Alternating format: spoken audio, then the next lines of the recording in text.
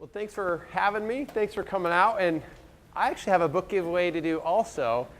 Not to compete, but there's no quiz involved in my book giveaway. Yeah, that's right. So this is a book. I read this recently. It's a great book. It's called What is the Mission of the Church by Kevin DeYoung and Greg Gilbert. And some of you have probably heard of that. The first person I see who raises their hand will get it. I saw you. All right.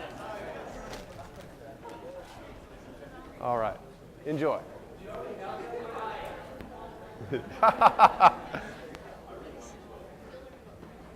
Excellent. So, and we will be talking a little bit about the mission of the church as we talk about what's best next tonight. So it's actually very relevant to what we're going to be doing. So, but what we're going to do tonight is I'm going to give a sort of overview of the book, but not like everyone I imagine has been in college classes where like all the professor does is like restate the textbook, which is kind of boring. So I don't do it that way. But I'm going to try and give you a big picture overview of the book in 1 hour. I love questions. Questions are a lot of fun, and actually questions on anything, really. They can be on productivity. They can also be on apologetics, theology.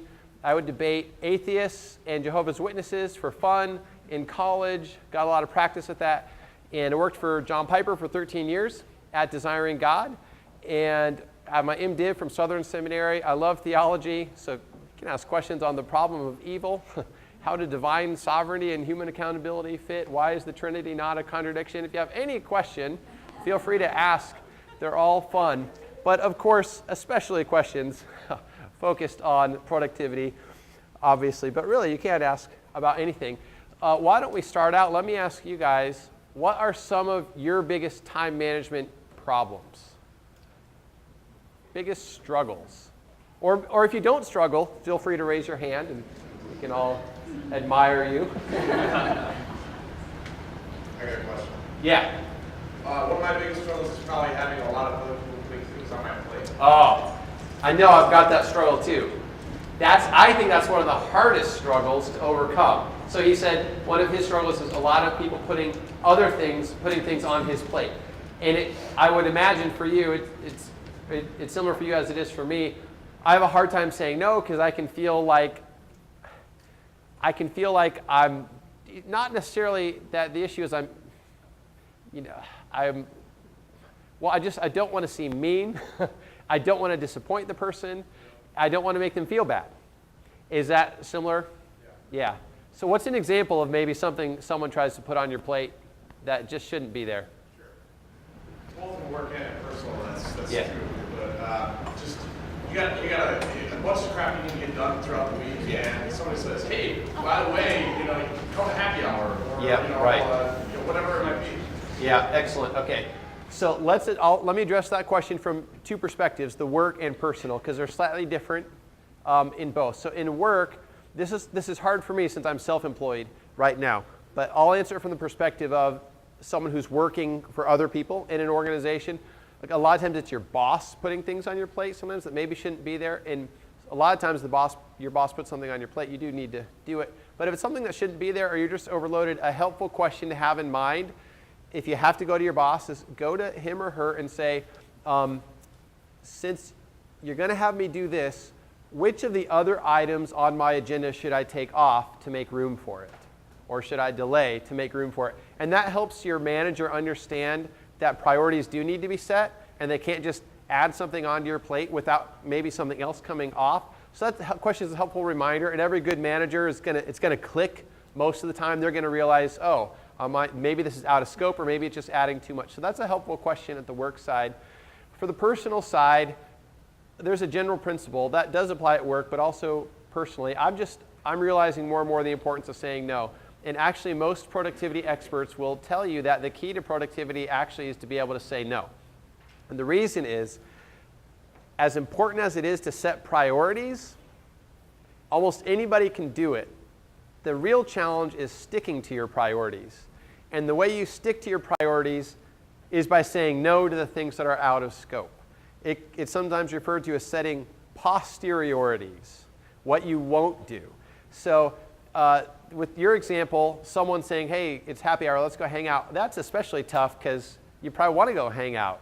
But if you're just too busy, it's out of scope, feel the freedom to say no. And as Christians, we have unique power. We can trust in God's provision. If we have to say no to something, even that is good and we'd like to do, we can trust that when we do have to say no to it, we're not ultimately going to miss out on anything. God will make up for it. And if we are making a bad choice, he can help steer us. So feel the freedom to say no. Yeah, great question. Any other questions anyone wants to toss out here at the beginning? Yeah. Dealing with distracting coworkers. Yeah, okay, yeah, distracting coworkers. So where do you work? Target. Oh, okay. So Target corporate? Yeah. Okay, yep. So give me some examples of some distractions that they do. Well, I have a coworker. We have the same role, and he's extremely kind of political, and he just loves schmoozing all the time. Okay. And so it's just really distracting because whenever the bosses come over, he just schmoozes. Yeah. It kind of makes me look like I'm not. Oh, yeah. So then it's like it's this kind of weird competition thing. Yeah. That, and then every 5 or 10 minutes, there's some question he's asking me that like, wait until later. Oh, man. That's tough. Because, yeah, and I would be frustrated with that because it sounds like a temptation to like put on a show almost. Like, yeah, and that's no fun at all. Okay, that's really tough. So, but here are a few things to keep in mind. Okay, so traditional time management looks at people either as interruptions to be minimized or as tools to help you get your own purposes done. And that's based on a low view of people. So always have a high view of people and look at people as, in the image of God and deserving of respect and good treatment. So always keep that in mind whenever you need to say no or anything like that. Now that said, this is indeed an incredibly distracting situation, and there isn't always a good way to handle it, because sometimes no matter how tactful you are in confronting a problem like this with someone, sometimes some people are going to be offended no matter what, no matter how good you address it. So the first thing is beware. There might not be a way to address this without offending him. So then what you need to do is consider the cost. Do you want to just keep letting it happen because that is better than the potentially negative consequences of addressing it? And then find workarounds with yourself. That's one option. Another option would be to have a conversation with him. And oh man, and that's not even working. Okay, this is tough. You can't really change people. Yeah. You can work on the behavior. Right. Yep. Yeah. Right. Yeah. You can't. Yeah. You can't ultimately change him. You're in a very tough situation. Oh, I don't like this. I don't think I have a good answer for you. Okay. Man, I can't believe it. Okay, so there's a question I can't answer. Does anybody else have an answer, though? Okay. Yeah. What do you do when there's like so many things you could be doing? Okay, great question. So I just graduated. Put it this Well, way. there's so many things you could be doing. Awesome. Okay, that's great. Okay, so we will move on from your question, but maybe we'll have insight to come back to that later. And you're saying when there's so many things you could be doing. Okay, so what's your role again? Yeah, what are you doing these days? I just graduated. I'm trying to fill my schedule as a flow staff. Basically, Okay. my job right now, and there's so many other things in my downtime. Like what should I Yeah. be doing? Yeah. Okay. So what should you There's do? so many fun things to do, or good things to do, or projects to work on. Yeah. So how do you choose? So where do you want to be a year from now? I want full time. Okay. So and is the biggest part of the question like in terms of like leisure time, rest activities, or just anything? Any? Do this more productive, I guess. Yeah. Okay. Where to be productive in one area. Yeah. Okay. So in that context, Can you repeat the question? yeah. So when there's so many choices of what to do, how do you make the choice? Especially in his context, recently graduated, and so what I would say is number one, and we'll talk about this a little bit. Know your mission. Know your mission, and that gives you a decision-making framework. I had a time in college, my freshman year. I had just been at college for a few weeks, and I had a evening with nothing to do. I was like, wow, what should I do with this time? And that was kind of my first time confronting time management, because I realized, oh, I have a decision I can make here. And I had to ask myself, how am I going to make decisions like that? And I went to the weight room to exercise because I needed to do that. And I don't know if that was the best decision or not. But what I've discovered as I've learned time management is the first question you want to ask is, what's my mission? That gives you a grid for making your decisions. And then ask yourself, what are my roles? So all of us have different roles in life. Maybe, whatever your job is, you might be a son or a daughter, you might be a husband or a wife, neighbor, friend, community member, and ask yourself, is there any role that has, that needs particular focus right now? And then like your immediate objectives, 3 months, 6 months, or 1 year, where do you want to be? Are there things you can be doing that will bring you closer to where you want to be? But right along with that, an important question to ask is just, do I just want to rest? Do I just want to kick back and do something that maybe isn't technically productive, but will be enjoyable? And then just say to yourself, what do I like to be doing? So that's kind of like a grid you can bring. And a lot of the time management decisions are actually based on intuition. So one of the most helpful things you can do is build your intuition actually through things like what we're going to talk about. So good question. Someone over here had something.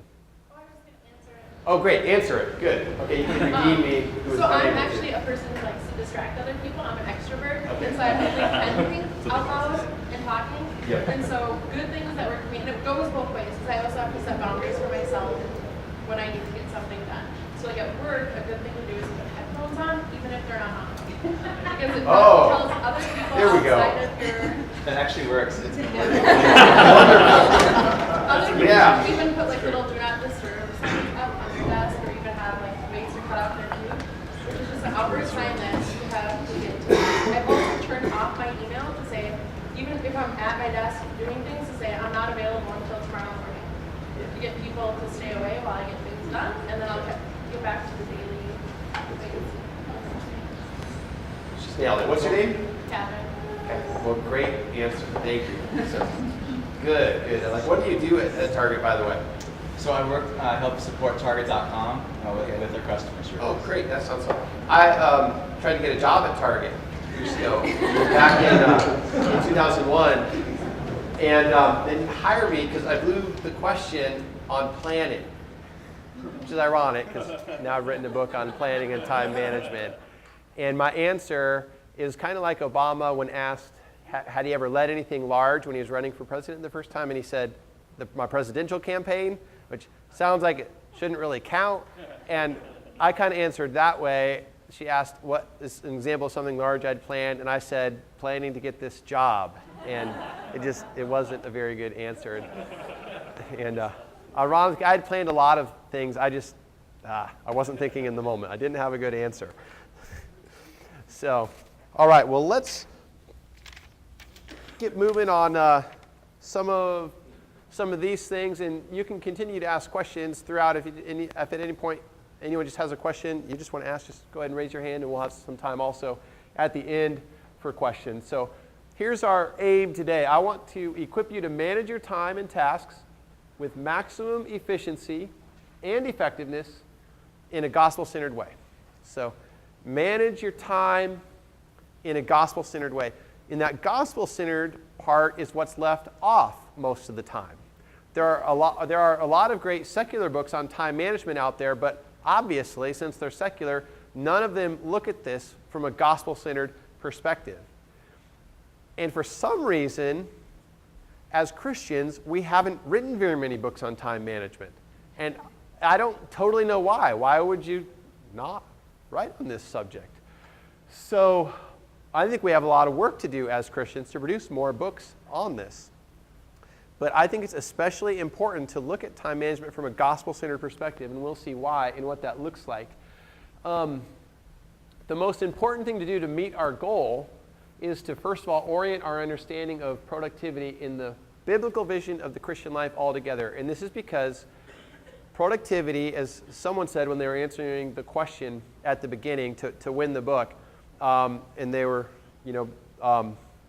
bringing it right out of the preface, it's that productivity is not first about getting more done faster, it's about getting the right things done. A lot of times when people think of productivity, they think of efficiency, doing more faster. But that is never going to work as a long-term strategy because you can never go fast enough and you'll wear yourself out. But even more than that, if you're not doing the right things in the first place, it doesn't matter how fast you're going. If I go to the store to get a carton of milk, but come back with a carton of orange juice, it doesn't matter how fast I went because I got the wrong thing.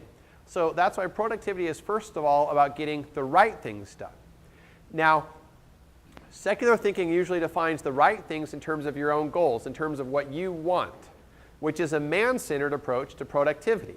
As Christians, we realize we need to be God-centered in our thinking about all of life, including productivity. So when we define productivity then, we need to ask, what does God want done? And that's what the right things are. Getting the right things done means getting done the things that God wants done. And this is incredibly important, in fact, because if you think about it, if you follow the secular thinking on productivity, which gives us very helpful frameworks to apply, but if you leave God out of the picture and you define productivity as living the life of your dreams, the life that you want, you might have incredible peace of mind from managing your time perfectly. You might have wealth, a successful career. You might have the whole world.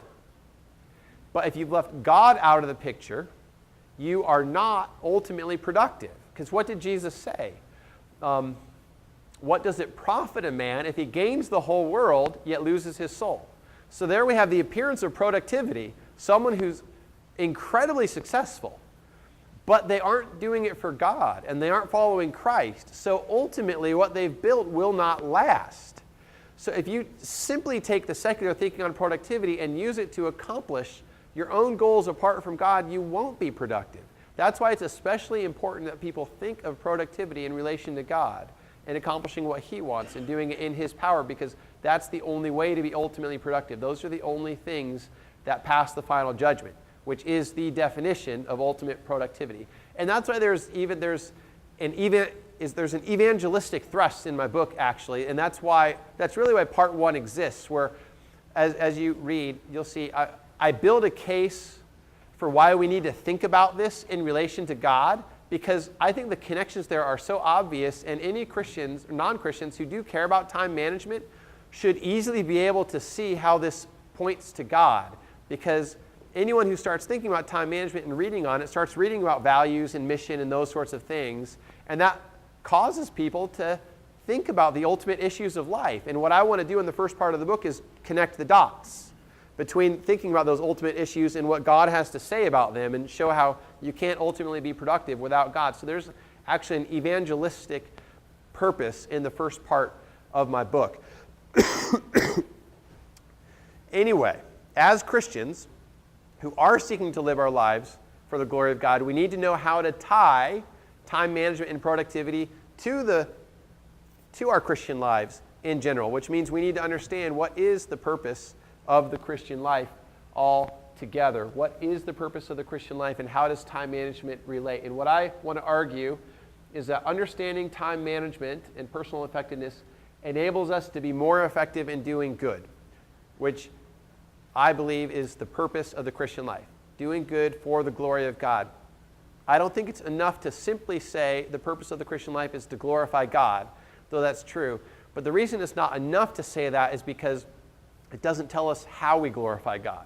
And I think we need to get concrete like that. And what the Scriptures teach is that the chief way and an essential way we glorify God is by doing good for others. That is love. Paul says the aim of our instruction is love. Now, how does time management, well, let's take a look at a few other passages on this, actually. So doing good is the purpose of the Christian life. So Matthew 5:16, Jesus gives us really the charter for the Christian life, the purpose for the Christian life, which orients how we're supposed to do everything. And he says, let your light so shine before others that they may see your good works and give glory to your Father in heaven.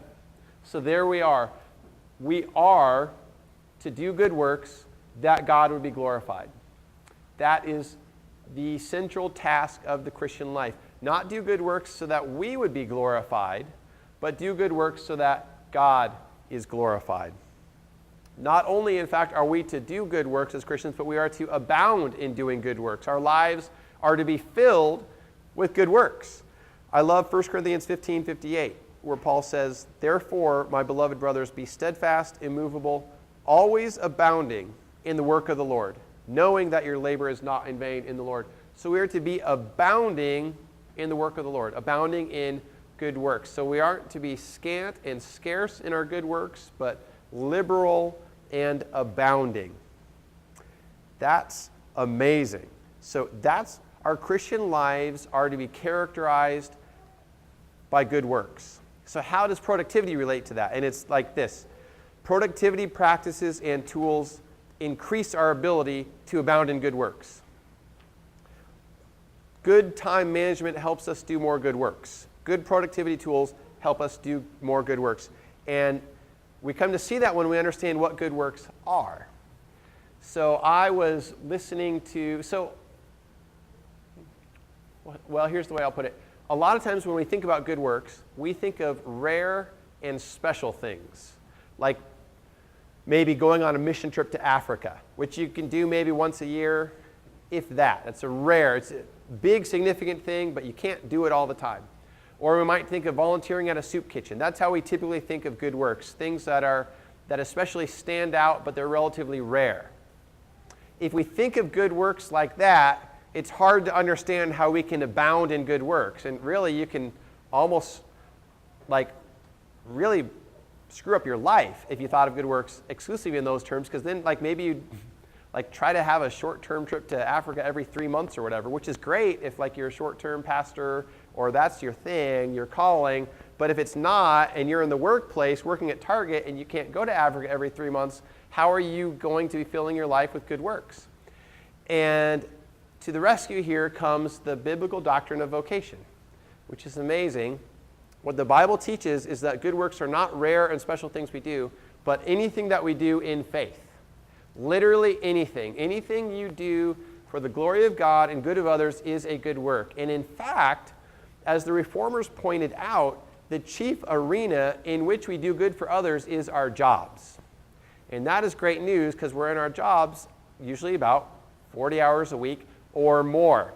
And this shows us how our work lives integrate with our Christian lives and the rest of our lives.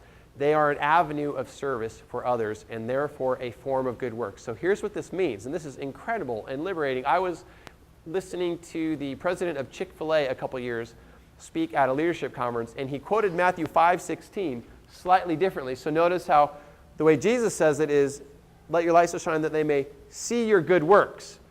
Here's how he quoted the passage. "Let your light so shine before others that they may see your clean parking lots and give glory to your Father in heaven." And he nailed it because he was understanding there what good works actually are.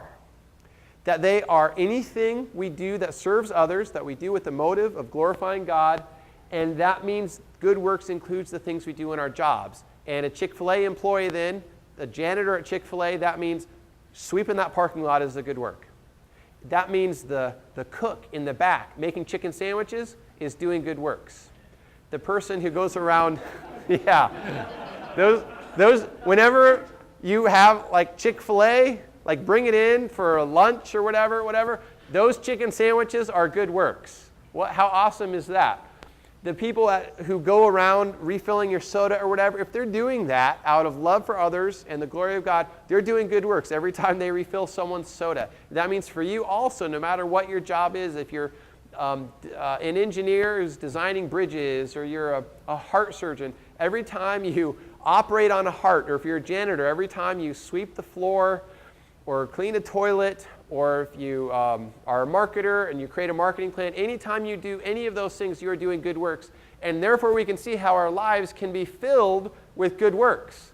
All day, every day, we can be doing good works to the glory of God, not by adding new things to our plate, like going to Africa, as important as that is, but by doing the things we already have to be doing with a new attitude for the good of others and glory of God. So we need to reorient the way we think about our jobs and all of life. All of life is an avenue of service. And when you think that way, everything you are doing becomes a good work that glorifies God, makes Him look great, and gives your life incredible significance. This is how our lives are to abound in good works. Now we can understand how productivity skills help us then with the purpose of the Christian life, because a lot of the stuff coming at us in our jobs as well as our personal lives makes it hard to get things done. It's hard to choose. We feel overwhelmed. We're stressed. When you learn how to choose the right things to do and how to do them faster, because efficiency does matter, you're able to do more good works. And you're able to do them better. And you're able to serve people better. Therefore, productivity practices amplify your ability to do good. I mean, even just think of how email works here. So now because of email, you can encourage missionaries around the globe through simple emails or Facebook posts.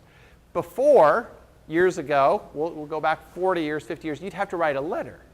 That's a lot harder to do. You could still encourage missionaries, but you'd be doing it less because it's a lot of work to write those letters. Now you can do it more because of email. So technology amplifies your ability to do good. Or think about your calendar. You're planning your week, which is an important productivity task. When you're looking ahead to your week, you can think not simply in terms of, oh, what do I have to get done, which is important, but you can ask, are there any needs people in my life have that aren't being met?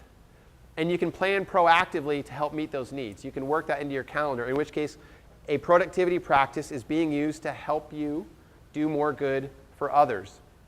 And that's very biblical, not only because of the things we've seen, but Isaiah 32:8 is an amazing passage which says, he who is noble plans noble things, and on noble things he stands. And so what that passage is saying is, God's people don't simply do good when it comes across their path, but make plans to do good for others. So that means if you learn how to, it's hard to make plans for the good of others if you don't know how to plan. So learning productivity skills like planning helps you obey specific biblical commands, like the command in Isaiah 32:8 to make plans for the good of others. So here we see how productivity practices can be used to further the very purpose of the Christian life. And this is a very different way of using them than, for example, Tim Ferriss, who is a great productivity thinker. He wrote a book several years ago called The 4-Hour Work Week. And he gives some of the best productivity advice out there, but he puts it in the service of the wrong ends. He puts it in the service of, the subtitle shows you what his purpose is. It's escape 9 to 5.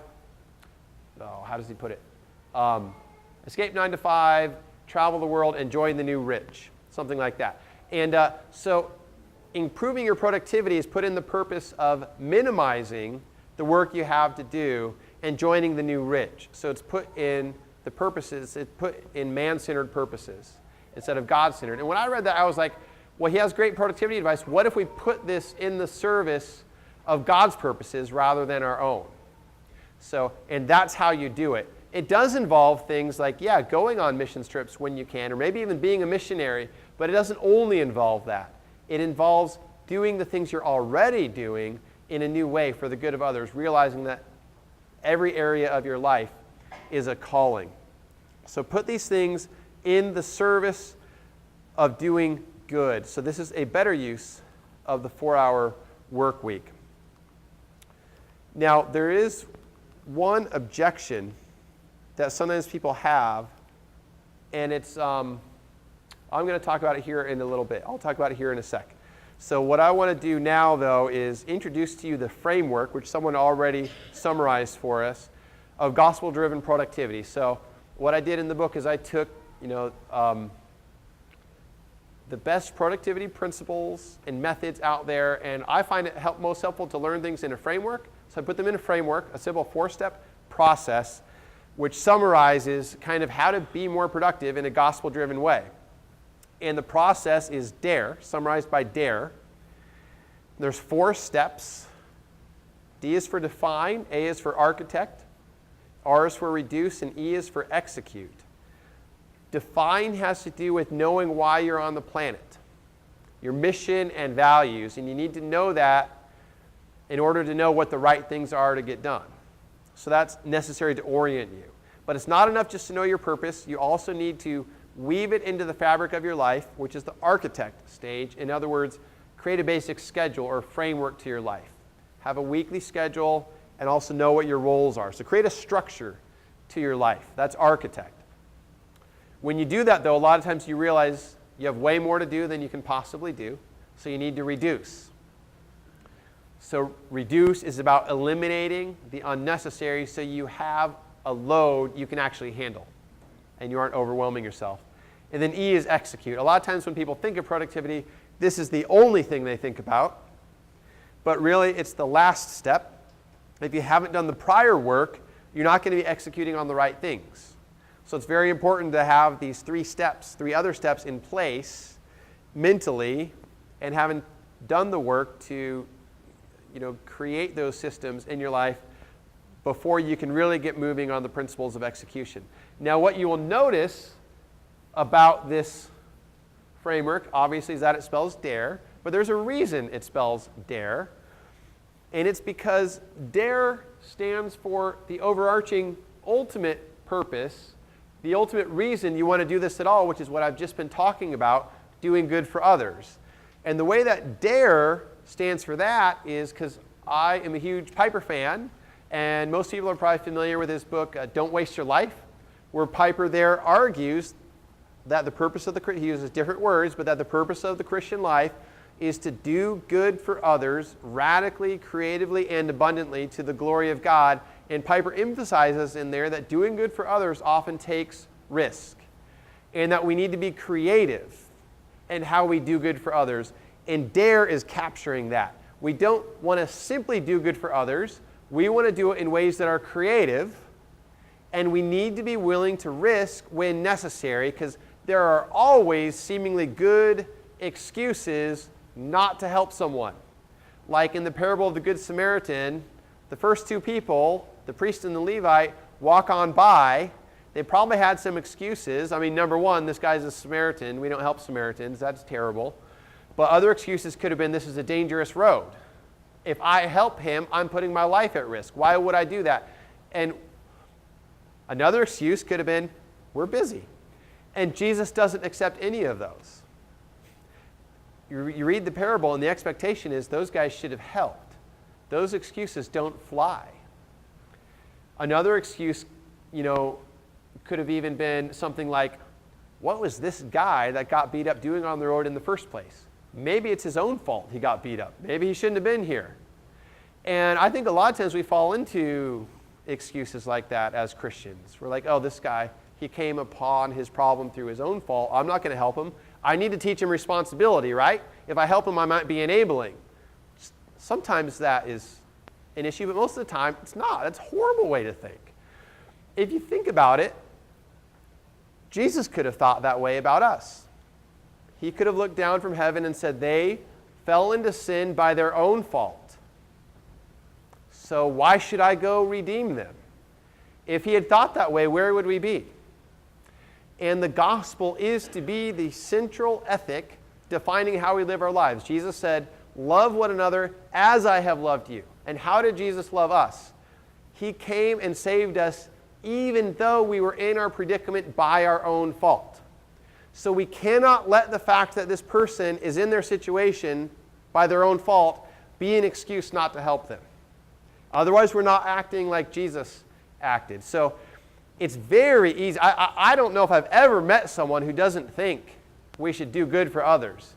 But I've met lots of people that have thousands of excuses not to actually help when the rubber meets the road. That's the big problem. People not actually living out what they say they believe because they don't know what the Bible's really teaching about doing good. It's teaching us to do good in spite of obstacles, in spite of merit, in spite of all those things. That's what real love is. So dare is trying to capture this. It's capturing the overarching principle that we are to do good radically for the good of others and the glory of Jesus Christ. So if you only remember like one thing from tonight, remember that. Dare to do good. That can sound kind of cheesy, but dare to do good and serve Now, one objection I sometimes get is some people think like they have a problem with doing good works. I talked about this in the session earlier tonight too, and I just find that really weird. They think that almost like doing good works is a bad thing. And a lot of times, like if I blog on the Sermon on the Mount on my blog, there's always someone who says something like, that really comes across, I think this is what they're saying though, they don't put it in this way. They sound like we're not actually supposed to obey the Sermon on the Mount. They'll say, well, Jesus' purpose here was simply to show us that we can't live this way. And I'm like, that is one of the purposes of the law, to show us that we fail. But it doesn't stop there, because once we're redeemed by Christ, we are expected to live this way more and more. One guy said something like that when I was blogging on the parable of the Good Samaritan. He was saying, this is just to show us our sin.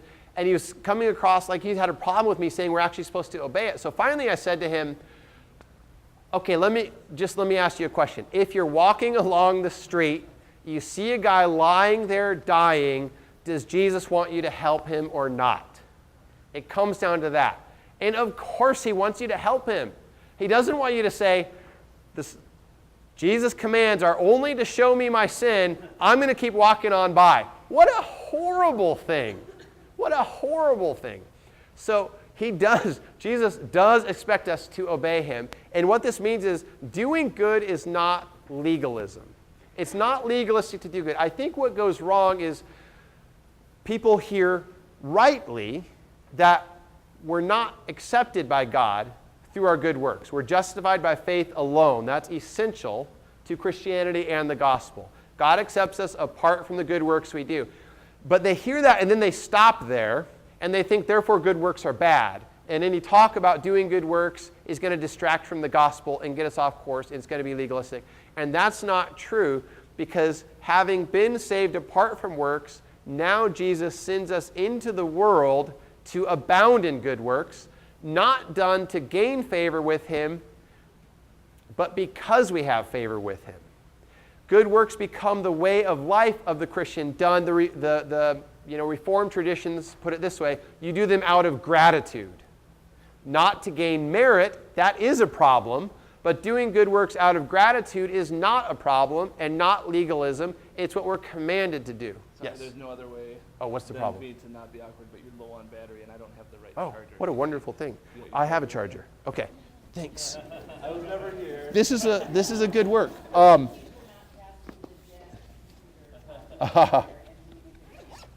Let's see here. Okay, here is the right connection. Oh, so there's a different problem. Yeah. This Oh, connector okay. doesn't connect to your laptop. Okay. Oh, I You have a see. power cord for your laptop? That's right. That's right. Do you not Yes, have I do. Yeah, let me grab my power cord. Okay. All right. Okay, we will get this set up here.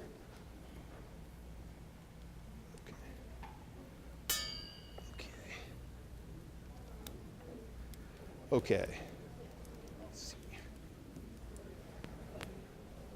Let's see. All right. Okay, we've got that fixed. All right. Thank you. All right. Thank you for that good work of keeping my laptop from running out of power. Let me give you one example. Marilyn. Where's Marilyn at? Thank you, Marilyn. I was talking to Marilyn a little bit ago. She was at the first session, and she gave me this as an example, which I thought was really cool about Lent. She reversed Lent from giving something up to doing something for others, which I think is really awesome because it captures the biblical ethic, which is to serve others. Love is the fulfillment of the law. Love your neighbor as yourself. So that's how we are to live. What I like about this is how it makes love concrete. She lists some very simple tasks here. One of them is jot a note. So like just even by Facebook, a note of encouragement to someone, or pick up the phone, lift a load, help someone if they have too much going on in their life, help a stranger, serve a servant. It just makes it very concrete and shows loving others doesn't have to be these massive things that take forever. They can be very specific, concrete things. So I just loved this as an example. So I thought, and I think that is very much in the spirit of Lent as opposed to self-denial, which there is a place for. What's more important is the most important of all is self-denial for the sake of others. And Calvin had a great thing to say about a lot of people during the Middle Ages were all about self-denial in the monasteries and all that. And he said, life is like hard enough as it is. We don't need to add to the difficulty. I'm going to focus on loving my neighbor, and that will bring all the difficulties that I need in my life. Self-denial in its own sake is not a very significant thing. It's love that matters, and self-denial for the sake of love. And I think that's what the real spirit of Lent is. So anyway, that's why it's called Dare, and that really actually is the first step. Define. What I just described to you is the mission of the Christian life. So someone could say, should we have mission statements? Because those were very trendy in the 80s and 90s. Stephen Covey came out with a lot of his stuff. And it was a big deal for everyone to have a mission statement, and businesses started getting mission statements. And then some people started saying this is superficial, this looks silly. But actually, mission statements are very important if they're true and resonate with your heart. And I thought a lot about this as I was writing the chapter on mission statements. Am I just taking something over from secular thinking? And the answer is I'm not, because consider this. God has a mission. Piper argues in it all the time. And especially in his book, God's Passion for His Glory, which includes the text of Jonathan Edwards' book, The End for Which God Created the World. And Edwards argues, and Piper follows in, that God has one ultimate goal in everything he does, which is his glory. That's God's mission statement. Enjoy glorifying myself. So God has a mission. Creation has a mission. Display the glory of God. Redemption has a mission. Restore the glory of God. The church has a mission. There are all sorts of books now on the mission of the church, one of which I gave out earlier. It's interesting. Nobody disagrees about whether the church has a mission. The debate is over what that mission is. But nobody's saying the church is aimless and has no mission. So if God, his plan of creation and redemption, have purposes and the church has a mission, we ought to have a mission too. An individual human life has a mission. And what is it? It's what we've seen. It's to glorify God by doing good for others, what God wants done. And there are lots of other passages we could look at to go into that, but we don't need to do that, because what we want to do is get on with the next step, which is architect. So define is knowing your mission. You can break it down. I talk about this in the book. A mission sentence, your purpose in one sentence, list your values. A major life goal, like William Wilberforce, the great evangelical social reformer, his life goal was to end the slave trade. Goals, 3-year goals, 5-year goals, 3-month goals, and knowing your roles. We talked about that in relation to your question earlier. So you can kind of break it down in those ways. But the key thing to know about the define step is your mission in life is to do good for others to the glory of God, and then to go about every day looking for opportunities of doing good. That's the define step. Know that you're here to do good for others and look for opportunities to do that every minute of the day. Spurgeon provides the best summary for us, and then we'll go on to the architect step. He says, and by the way, also, the reason I'm quoting Spurgeon too is also because of all the people that would give me pushback on how we're supposed to do good. So I was like, well, they can't push back against Spurgeon. So I'm enlisting Spurgeon in my cause here. Here's how he puts it. Let us be on the watch for opportunities of usefulness. Let us go about the world with our ears and our eyes open, ready to avail ourselves of every occasion for doing good. Let us not be content till we are useful, but make this the main design and ambition of our lives. So make doing good for others the main design and ambition of your life, and realize you can do that in every area of your life, including your job, if you're on the lookout to identify people's needs and meet them. That's define. That's mission. So let's talk now about architect. We'll take a real brief mental break, just make a mental transition. We've talked about mission statements. Wow, that's a lot of stuff. Transitioning now to architect, building a structure to help us get things done. And the main thing here is to-do lists are not enough. So 15 years ago, David Allen came out with his book, Getting Things Done. Who here has heard of that? Okay. And it's a great book, a great process for managing your life, and it's based around keeping a bunch of lists. You have a project list, you have action lists, and I did that and I found it very helpful, but it also created more stress because then I had all these lists and I felt like I always had to be working on them. So when you have these lists and there's always stuff on them and more being added, I found that to be almost a form of tyranny over my life. Like, oh, I'm always behind on these lists. Felt like I always had to be doing them. That's when I realized that you need to integrate your lists into a schedule. You need to have time zones for when you work on your lists. And then when you're outside of those time zones, you can forget about the lists. So that's what creating a weekly schedule is about. It's not about defining how you use every minute of the week. It's about creating a framework. Maybe define half of your week. I don't know. It depends on the individual. But have like a routine slot where you process workflow, like do email. Don't just do it when it comes or throughout the day.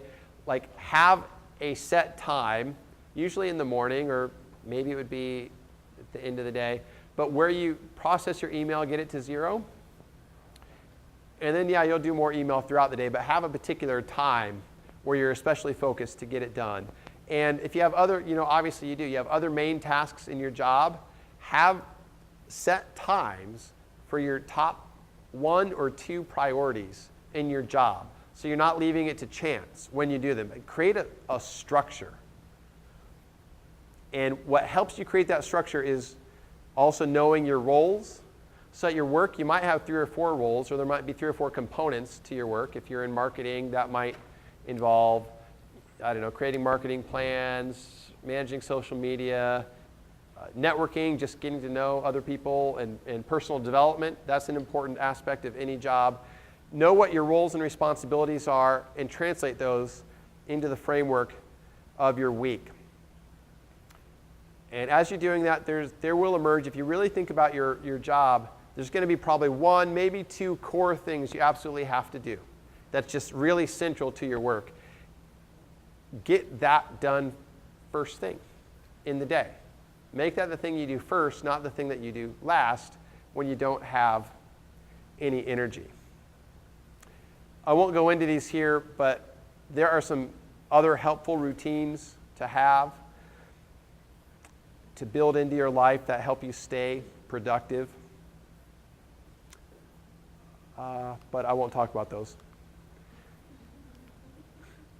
Here's an important time management principle. People over tasks or people equal to tasks. So time management doesn't mean making tasks your top priority and trying to go through every day bulldozing through a bunch of tasks and forgetting about people. So people matter and relationships are just as important as tasks. So if you're a pastor, or if you're not a pastor, if you're in the business world and you have a coworker who's struggling with a problem and you spend an hour working with him or just talking with him and you don't get any other tangible work done, that was still productive to take that hour with your coworker because you're helping him, you're serving him, even though you don't have any miserable outcome resulting from that. Because people matter. You can think in terms of you do want to get your tasks done, but one of the big reasons you want to get your tasks done is actually so you have more time for people. And I find I feel especially free to give time to people when I've got my focus tasks, my top priority tasks done early in the day. So that's why I think it's helpful to start early and get your main work done as quickly as possible. That's a very quick overview of the architect step. Very, very quick overview of that. Before we go to the reduce step, let me see if there are any questions on this or any other thing which we can talk about. Yes? What was that? Go back one more? Okay. Got it. Okay, great. So that was question number 1. Go back. Can I go back a slide? The answer was yes. Any questions or particular time management problems that you have? Yeah. Making a list, is that an okay place to Yeah. the things that you need to do, and then Yep. after that, you kind of have you walk through that. Yeah, that's good. So making a list, yes, that is a helpful place to start. And where you want to start depends on your preferences and personality. But what you can do is just, if you really want to take it all the way, write a list of everything that you have to do. And then, of course, it's going to be more than you can do. And what I recommend then is choosing the items that you feel like you can do this week. You can either make a list for the whole week or a list for the day. And it's up to you.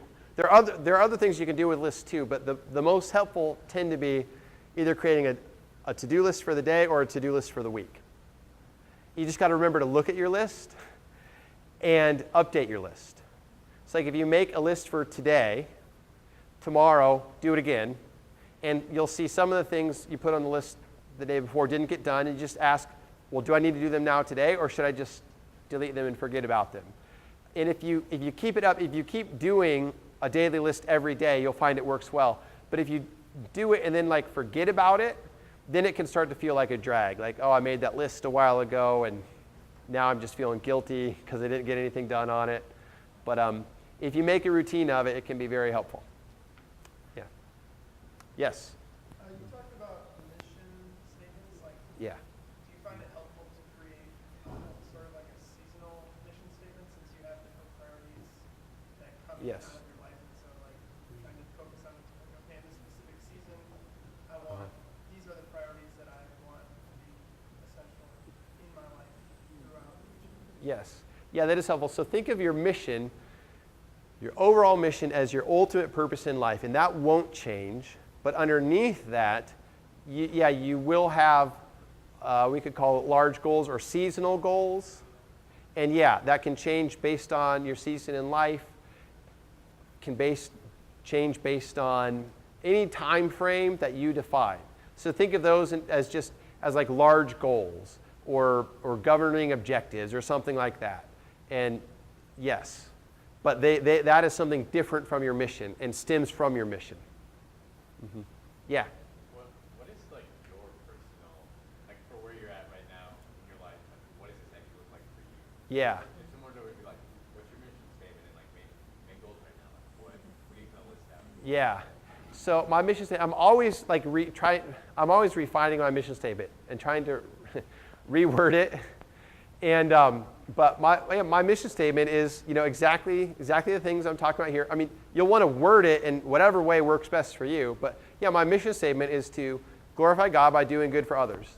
And then beneath that, like a seasonal thing or like a life goal, I call it, because for me it's even beyond a seasonal. Like my focus in life for the next, hopefully many, many years is build up the church and help the poor. So basically the Great Commission. And so that's like my large overarching like aim or calling. And then I try and make any job and career decisions on that basis, on the basis of what will further that and align with that. And then right now, I've found I've had a lot of research I've needed to do to help equip me further for things. So I've spent the last couple months doing more research on faith and work, actually, which is kind of weird because it's like, I felt like I already researched that a lot when I was like writing this book and other stuff. But I found there was just a lot of books I hadn't got to yet, and I wanted to reread some. So I spent the last couple months doing a lot of research there and collecting my research. But in terms of immediate goals, like I'm trying to do less, and that's the principle I'll talk about. I used to create so many goals, which was a lot of fun, but I couldn't do them all. And finally, after a few years, I was like, okay, how about I just start making less goals? And then I'll be able to accomplish them better. So my more immediate goals are just very simple. Write my next 2 books, which are really short. So like from now to the end of June, my chief focus is to write 2 more books. They're 100-page books. So that's how I think in terms of, so right now it's April, so from now to the end of June, chief priority, write those 2 books. And then in there need to fit speaking events that I have and then some consulting stuff, but that needs to work around those 2 chief goals. And then at the end of June, hopefully I'll be done with those. I'll set like 2 goals for the next 3 months, and those will shape the way I run my schedule for the next 3 months. Being not the only things I do, but the main things I do, and then anything else will have to fit around that, and I will need to feel free to say no to make that happen. So that's kind of how it works for me. Yeah. We talked a lot about setting, I guess, like lists and Yep. block out certain organizations. We talked about that in the work context. How would you apply that to, like, say, raising a family? Yeah. And how does that, you start having kids and your wife might have to do that now. Yeah. You can have those things and all that stuff. Yeah. So how to apply these things like lists to raising a family? So yeah, good question. And you want to apply just as much intentionality to your personal life as to your professional life. So it's important to do these things in a manageable way for your personal life. And a way you can do that, like you mentioned with kids, when you're planning your week, so I recommend planning your week. And planning your week just consists of identifying what are the top priorities I need to accomplish this week, maybe 3 to 5 main tasks I need to get done, which are semi-large. When you're planning your week and defining those tasks, think about your family. So like if you have kids, let's say you have a 5-year-old, you'll think, according to the season you're in, okay, I have a 5-year-old, what are some of the best ways I can build my relationship with him this week? And of course, a lot of stuff happens automatically. You know, when you get home from work, you're just going to be playing with your kids, you're going to be around. And so that's crucial, and not all that can be planned. So yeah, a lot of stuff is just going to happen automatically. But in your weekly planning, it's an opportunity to do 2 things. First, identify, are there any obstacles that prevent things from happening automatically? That should be happening automatically. Like maybe you're having to work too many late nights. So now you don't have the automatic time with your kids when you get home. So then in your weekly planning, you're able to identify that, take corrective action. Then the second thing you can do is think of something additional, like maybe it's time to start going to Pizza Hut every Saturday morning and make sure that's on your schedule every week. That's what Piper used to do with his kids while they were growing up, like every Saturday. I don't know what age he started that out with them, but different kid every Saturday morning at Pizza Hut. And it was time to connect with his kids, learn, especially what's going on. So think proactively about your family during these times in ways like that. Yeah. Let's talk quickly. I know we are running out of time. I always end up spending so much time on doing good because I think that's so important. Let's talk about reduce briefly. Here are a few things you need to do. First, why you need to reduce. There's way more coming at us than we can actually do. Everyone's feeling that. So what do we do about it? You need to reduce, but in order to reduce, there are certain strategies you need to have. And what I want to highlight here is just really one key one, a very powerful strategy. So I could go into a lot more, but I want to focus on one that's really powerful and is more powerful than almost anything else you can do for reducing. So when you're planning your day, here's the key. You need to start with your time, not with your tasks. And that's the reverse of what most people do. So I mentioned early on that the core principle of productivity comes down to saying no.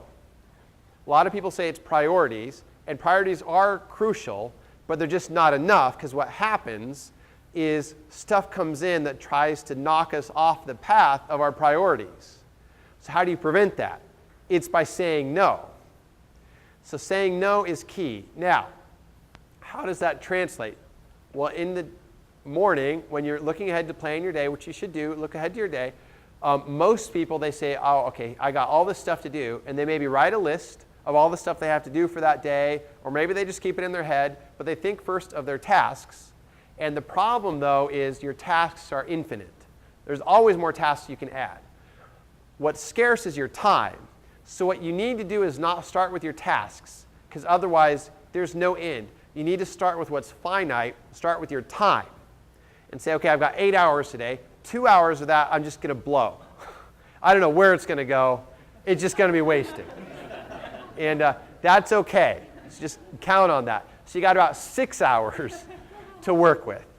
And then you say to yourself, based on what I have to get done, What deserves to fit within this 6 hours? And then plan your day like that. And that's slightly different than the traditional to-do list approach, which is based just listing your tasks and trying to do them all. Starts with your time. And then you've got a doable list. And that forces you to reduce. Reduction is baked into the very nature of that.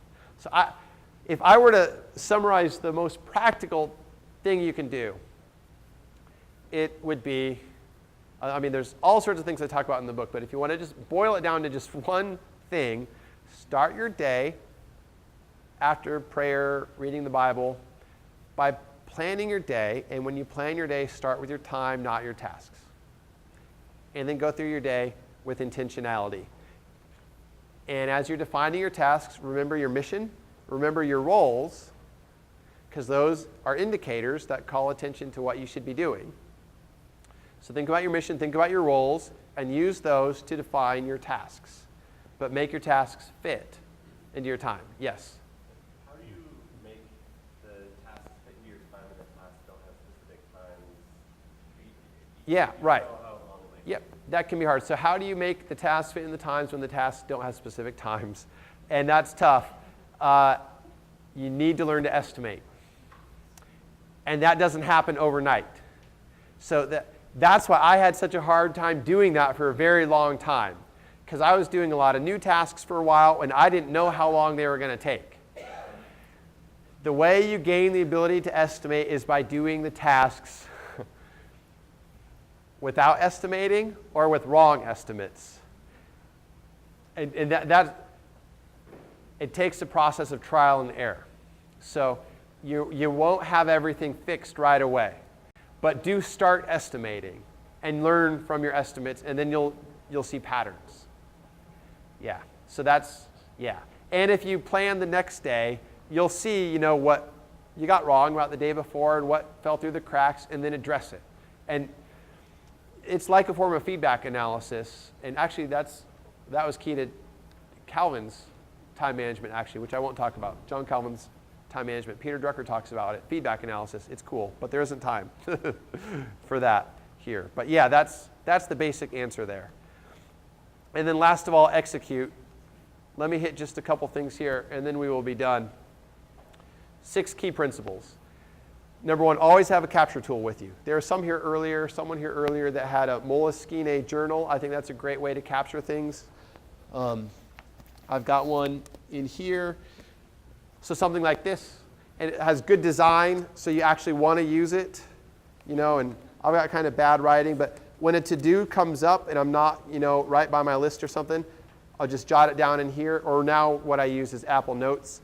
But the key is to capture tasks and ideas as they come. And since they come at any time and any place, you got to always have a capture tool with you. Plan your week, as well as your day. Look ahead to your week. Do it along the lines of what I described for planning your day, which is principle 2. As much as possible, consolidate your time into large chunks. So dribs and drabs of time here and there aren't going to work. Even if they add up to a large amount, if you're always having to start and stop, you'll never get into the zone. It's incredibly inefficient. So try and work in chunks, maybe of an hour at a time, 90 minutes, or whatever you can do. Do the most important thing first, not the easiest thing first. One thing at a time, Peter Drucker said. Effective executives do first things first and one thing at a time. Multitasking is actually not possible. Brain science has proven it. We can switch task and background tasks, but we can't focus on 2 or more things at once. So don't try and do it. One thing at a time. Focus on the outcomes, not the activities. You can cut out a lot of activities if you know what the goal really is, and schedule yourself at 70% capacity maximum. If you try and go beyond that, you'll actually be counterproductive and undo yourself. The last thing to know is the result of this. Yes? How can you say multitasking is not possible? Okay. Others. Women are different. It's Men can. that I do. But I mean, that's just how you live, is multitasking. Like 5 things at a time. So what I would argue is like you're rapid refocusing. So you're giving short bursts of attention and switching rapidly. And that works with a lot of tasks. And it's a lot of fun. Like you're cooking dinner while the kids are playing or asking questions, and you're chewing gum at the same time, and all that stuff. But like if you're cooking spaghetti, that spaghetti isn't requiring intense mental focus. So like if you tried to like write a blog post at the same time as doing laundry and your kids are asking you questions, the blog post is going to be really hard to get done. So that's what I mean. Yeah. So rapid refocusing, which looks like multitasking. Maybe that's what some people are calling multitasking. Rapid refocusing can work. Background tasking, if you go running while you're listening to music on your iPhone, it's like you're doing 2 things at once. It's background tasking because the running's on autopilot. It's programmed into you. So that's how that works. Yes. Here are the gospel implications, and then I am done. As Christians in ministry and the marketplace, live in light of the gospel and get things done in a gospel-centered way based in love. As we do this, the gospel advances and God transforms the world socially, economically, and spiritually. And that's actually the teaching of Ephesians 5. This is how the light shines. The light of the gospel shines through your words and deeds. That's Matthew 5:16. And Ephesians 5 teaches that the light that shines through our attitudes, actions, and words has a transforming effect and causes some non-Christians to become Christians. That's why it's especially important to get things done in a gospel-centered way. Because as you do it in the workplace, the gospel advances, and some people, hopefully multitudes of people, will come to faith. So, all right. Thanks so much for having me.